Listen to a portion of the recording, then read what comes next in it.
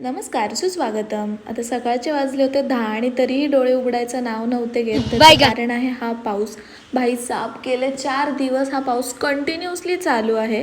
त्यानंतर उठून नुसती फ्रेश झाले आणि डिरेक्ट जेवण बनवायला घेतलं, कारण लेट झालंच आहे म्हणून म्हटलं नाश्ता स्किप करूया आणि जेवणाला साधंच काहीतरी बनवूया म्हटलं. मी विचार केला बनवूया सोया फ्राईड राईस आणि बनवता बनवता तुमच्यासोबत शेअर पण करते. पण कसलं काय, फोन समोर ठेवला पण रेकॉर्डच झालं नाही. नंतर सगळं बनवून झाल्यावरती माझं लक्ष गेलं. पर कोई ना, तुमच्यापैकी एकाला सुद्धा ही रेसिपी हवी असेल तर मला नक्की कमेंट करून सांगा. त्यासाठी एक वेगळा व्लॉग नक्कीच बनवेन. आणि हे असं काय मी बनवलेलं सूप सुद्धा मी घरी बनवलेलं आणि राईस सुद्धा.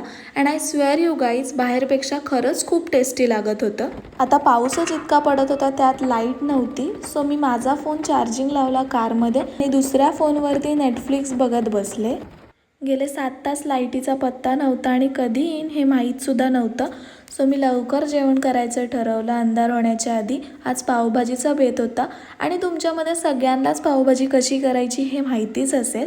फटाफट पावभाजी बनवून घेतली, किचन कट्टा आवरून घेतला आणि मग संध्याकाळी गेले भाजीसोबत खायला पाव आणायला. आणि आय स्वेअर यू गाईज, गरमागरम पाव भेटलेले, समोर बनवून हातात आले, खूप सॉफ्ट होते.